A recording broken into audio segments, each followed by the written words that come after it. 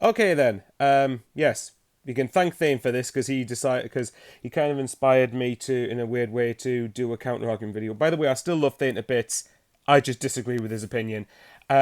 Obviously, everyone knows what's happened with Ross Stewart, and everyone knows that Dennis Cirkin's out for 2 weeks. Ross Stewart's going to be out for at least 6 weeks, but let's be honest, it's probably going to be after the World Cup when we see him, because by the time he gets back, if that, in the best case scenario that it is 6 weeks, then by the time he comes back and potentially gets up to speed, it's going to take him a while to get up to speed. Sorry, he's going to not be ready. He's going to be probably barely ready for training. And by the end of the 6 weeks, it's going to be the start of November. And by then, you've got, I think, like a week of games or 2 weeks of games, and it's the World Cup. So we'll have to wait and see with that one. But regardless, but the reason I mention that is because it's prompted quite a few people to say, "Oh, actually, all of a sudden we didn't get another striker in. We didn't get another striker in." And I think, and obviously that's prompted a bit of finger pointing towards Kristjaan Speakman. Now, I'm someone who's gone on record, and I still believe it, that I think that, contrary to what Thane says, I think that the regime has done more right than it's done wrong in terms of transfers. Does that mean they're perfect? No. And there will be some negatives, don't worry, I'm going to be quite balanced about this. There are things that I will get the negatives out of the way first, because they haven't been perfect. They've made mistakes, but I'm here to point out some of the players that they've got and brought in and sort of try and balance the argument a little bit. But let's get the negatives out of the way first. And very quickly, by the way, last time I checked, 60% of people are watching on the analytics are watching aren't subscribed. Sorry, spare me a moment. Are watching but are not subscribed. So if you could please hit that like button and subscribe, it would mean the world to me. I recently hit 4,000, just got over the 4,000 mark. So thanks very much for that, everybody. I'm going to try and get to 5,000 next. So like and subscribe, please. Thanks very much. And as always, as long as you're respectful about it, then feel free to comment your opinion below. And then we can have a little bit of a debate from there if you want. But here we go. So, Kristjaan Speakman. Kristjaan Speakman, I believe, came in during the 2020-2021 season, and it was a couple of months before Kyle Louis-Dreyfus was confirmed as Sunderland's main majority shareholder, but obviously there's a whole different argument with that. So for the percents and purposes, I'm someone who has defended Speakman. There's definitely been mistakes in there, and there's a couple of them. If you look at last season, just as an example, I think last season the main mistake that he did was taking way too long to hire a replacement head coach for Lee Johnson. After he was sacked by the 6-0 defeat by Bolton in January, it took us it took us 2 weeks basically to get a replacement, which was not good enough. I think if you're going to put blame on Speakman for that, I think you have to look at KLD there as well. That was a mistake. That shouldn't have took anywhere near as long as it did. That's a perfectly fair criticism, and I agree with that criticism. If you look as far as this season's concerned, as much as I think we've had a better window than what I think many suggest, not a super duper window or anything, but certainly nowhere near as bad a window as some people make out, there have been some things I wish would have done. I wish we would have got a right back and a left back, and ideally another forward. Although, and I know Thane says he wishes people would stop casting Diallo as forward, I wish that he would stop getting discounted. For me, Diallo is based on what I saw Monday, which granted it's only one game, Diallo can play as a forward, and I just don't see why he should be written off. Regardless, I think getting another striker would have been good, but bear in mind the type of striker we might have wanted, they don't grow on trees like Ross Stewart does, so I think we need to bear that in mind. Obviously, centre-back, I wouldn't have minded another one. Right back and left back. So yeah, there is criticisms. I do think that Kristjaan Speakman could have addressed some of those issues and doesn't seem to have done. Wouldn't go as far as saying when he says not bothering to, because I think you can't definitively prove that they're not bothering to. So it's a bit hard. Likewise, you can say they can't prove that they were trying, but prove to me definitively that they weren't. I don't believe that they weren't. But, so there have been criticisms, and those are fair criticisms. They've not been perfect. There's mistakes that have been made. Obviously, with the whole... if you look at some of the transfer sagas, the Jermaine Defoe thing, for example, I still believe that Speakman was right to do that, because I think Jermaine Defoe should have had enough to help us out in League One. And before he decided to retire, he basically was getting better. I was watching the games, he was getting better and getting fitter, and I could see he was adding something. And then he decides to retire. For me, that's not on Speakman, that's on Defoe. And obviously the Alex Neil thing, everyone knows my thoughts on Alex Neil at this point. The rolling contract thing with Alex Neil, granted, maybe could have been sorted sooner in Speakman's behalf, but again, I predominantly blame that on Alex Neil. I personally don't get how people can still defend Alex Neil and say that he's done absolutely nothing wrong, but that's people's own opinions. Regardless, there has been criticisms, but I also think there's been a lot of good things that I think a lot of people seem to want to overlook. And maybe I'm being a conspiracy theorist here, but to me it looks like some fans just don't want to give him credit and don't want to say, well, actually, he's done all right at this, actually, he's done all right at that. But regardless, so I'm going to go through the 3 windows, and when I say 3 windows, because technically he's had 4 windows, but I'm not going to include January 2021, because he was only there for a matter of a few weeks before that window opened. So yes, I'm not going to count Ross Stewart. If I'm going to be fair and balanced, I can't count Ross Stewart in this, which is fair enough. But so the 3 windows I'm going to look at, and by the way, I'm not going to include signings for academies. I'm talking for the first team here. We're going to have a look at the summer transfer window 2021, January this year, and summer this year. So let's go through some of the signings that have been made, and like for the first team level anyway, and I'll tell you what I think of them. So if we're looking for the first team, so I've got summer 2021 in front of me. So the first one, Alex Pritchard. This is in League One, bear in mind. Alex Pritchard, League One. I know people can say Lee Johnson had an influence on this signing, but Speakman would still have had to approve that. Ultimately, him and Stuart Harvey are the main people with transfers. The whole point of this head coach system is that these guys do the transfers, not the head coach. They can have an influence, but it doesn't mean that they decide the signings. So Alex Pritchard from the Championship, Corey Evans from the Championship, Dennis Serkin, who I personally really rate, and thankfully he's only out for a couple of weeks. But Dennis Serkin from Tottenham, and I think has got better and better more I've watched him.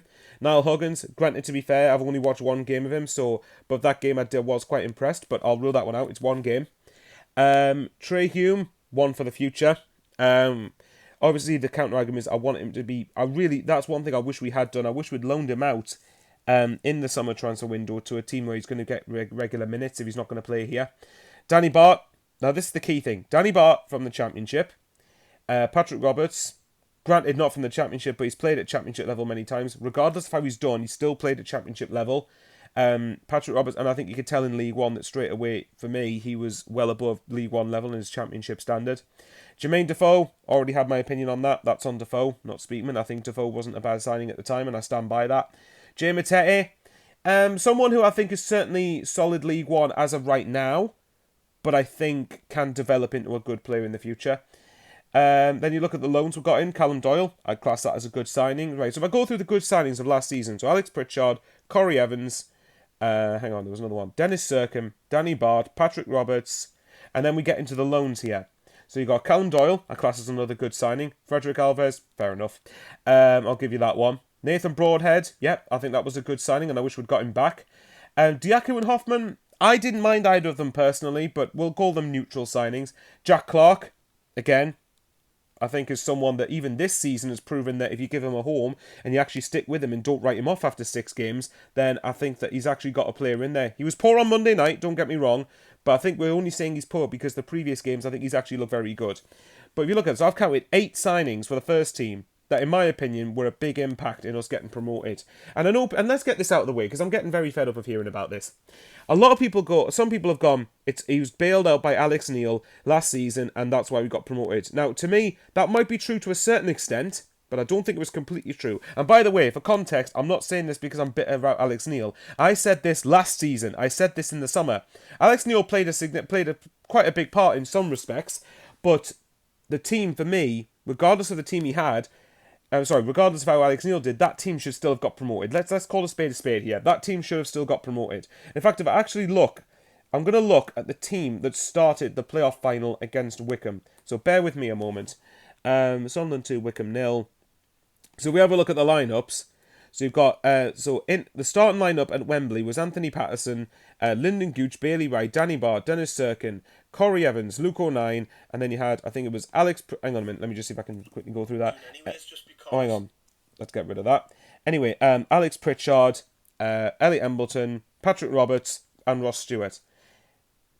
Look me in the eye and say that team shouldn't have been getting promoted regardless of which head coach or manager was in charge. Let's be real here. Again, like I said, when you've got Patrick Roberts, you got who was the other one? Jack Clark. You got Alex Pritchard. You got Corey Evans. You got Dan Neil. You've got Danny Bart. You got Bailey Wright. You got Ross Stewart. You got Nathan Broadhead. come on, let's be real here. That team should be getting promoted regardless. And Kevin Ball even said this. So if you don't believe me, Kevin Ball apparently said this to one of my good friends at the Sunderland Echo, James Copley, I'm going to call him out here. And he was basically talking to him at John Cook's testimonial at South Shields at the end of the last season.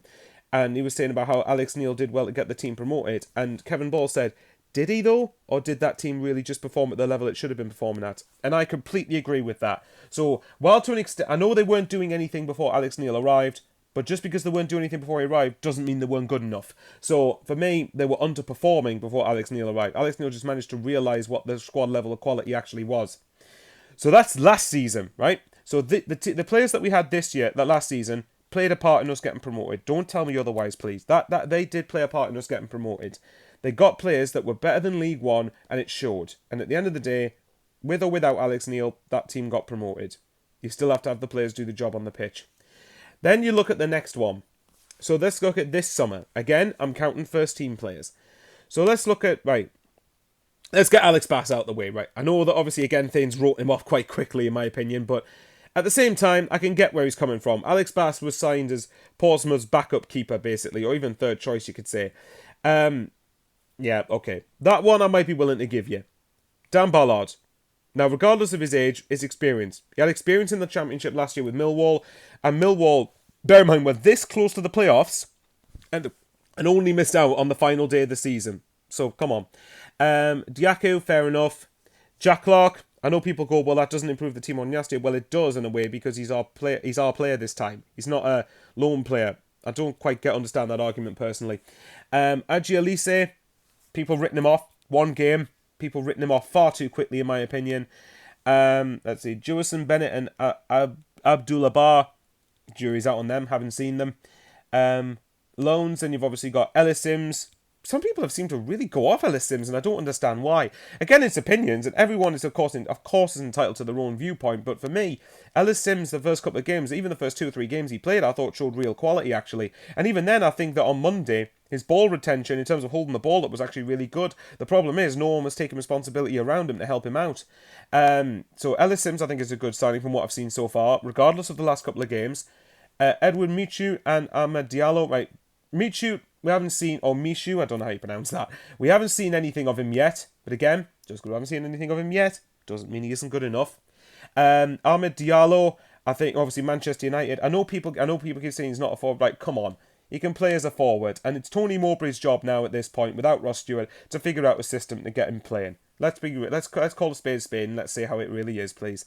So, you're looking at that. So, if you look at it, Daniel Ballard, Jack Clark, hang on.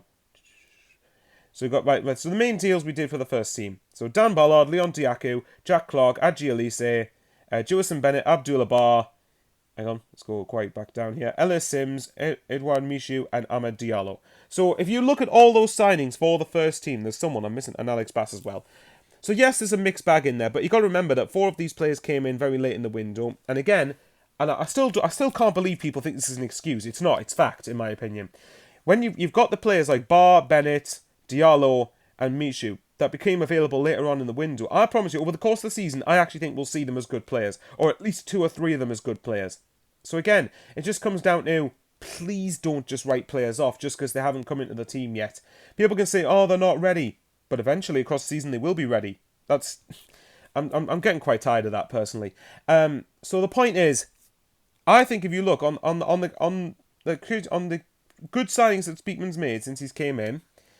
So, yes, granted, okay, I am going to include January 2021 here. I'm going to contradict myself here. But actually, no, I won't. I'll stick to my original argument. So you look at since last summer. So again, you got Nathan Broadhead, Jack Clark, Patrick Roberts, Callum Doyle. Hang on, let's start last season again because this is all over the place here. Callum Doyle, Nathan Broadhead, Jack Clark.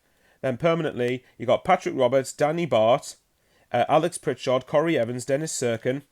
And then this season, you've got Dan Ballard, and then you've got Ellis Sims as well. So straight away for the first team, that's at least 10 good signings I can count on 2 hands since Kristjaan Speakman's took over.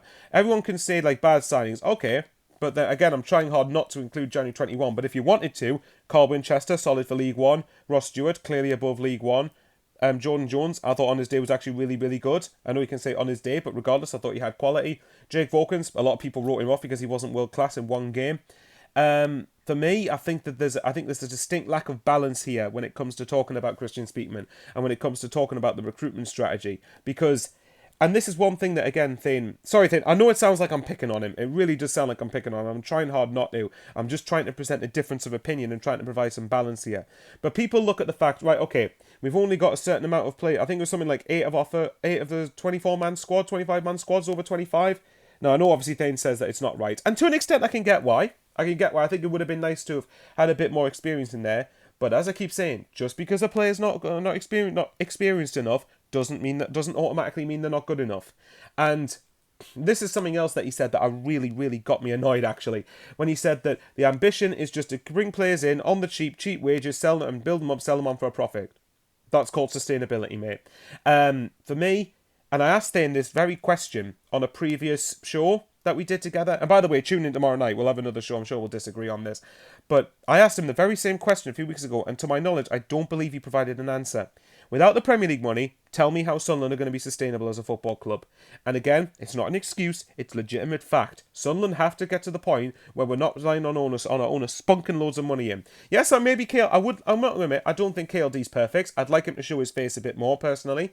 But regardless, I think you've got to look at being sustainable. And the argument is, say for example, Ross Stewart and Pritchard go at the end of the season, because Pritchard's contract's up then. Stewart's got an option for another year in his contract, which we probably should exercise. But say it wouldn't surprise me if we sold him next summer. I'd be very surprised if we sold him in January. But again, I might be wrong on that. But he said, will you back this club to replace them with experienced players? Right. But Dan Neil, by that point, will have another year on his belt. He's had a year in League One, a year in the Championship. Is that not experience? Is Patrick Roberts not experienced? Is Jack Clark going to be not having experience? Is Danny? I think Bailey Wright's got another year after this on his contract. Is that not experienced? Is Lyndon Gooch not experienced? Is Luke O'Nien not experienced? Again, I wish people would stop going on like we don't have experience in this team. But regardless, by the time these older experienced players move on, these younger players will have got minutes to the point where they become more experienced players. And that's the whole point. That's long-term thinking. And again, yes, I do get that you have to balance long-term and short-term. That's completely fair enough. I understand that. But for me, you've got to look at the fact that Sunderland have looked at nothing but short-term for the last 13 years. And I know the argument is just because it hasn't worked before doesn't mean it won't work now. That is true. But regardless, we've gone the other end of the spectrum where we're going to have players that will grow with the club. And yes, some will sell them for a profit. Again, it's called sustainability. And after that, and the other ones, because we won't sell all of them, but there's a good probability that some of the players that won't be sold on for a profit will then become more experienced. That's the whole point of the model.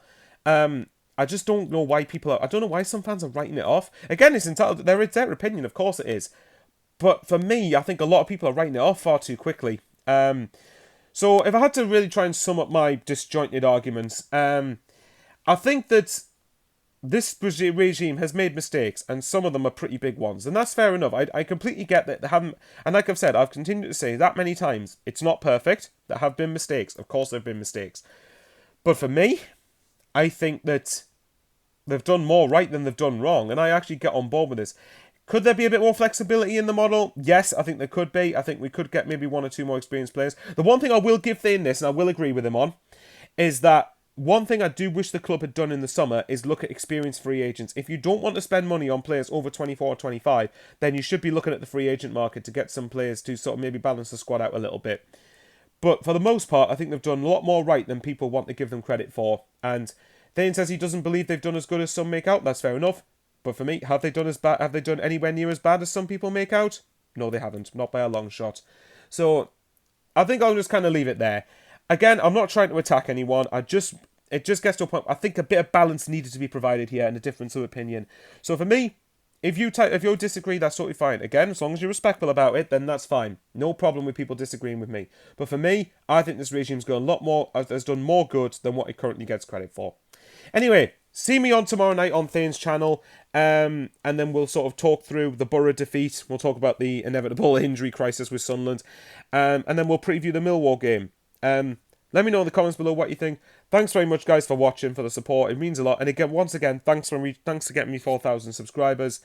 And we'll see where the next few games go from here.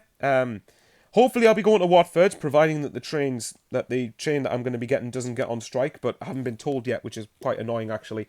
But anyway, love you and leave you there, guys. Thanks very much for watching. Like, comment and subscribe if you wish to, as always. Again, trying to get to 5,000 subs by the end of the season if we can do it. Take care, stay safe, and as always, are we the lads.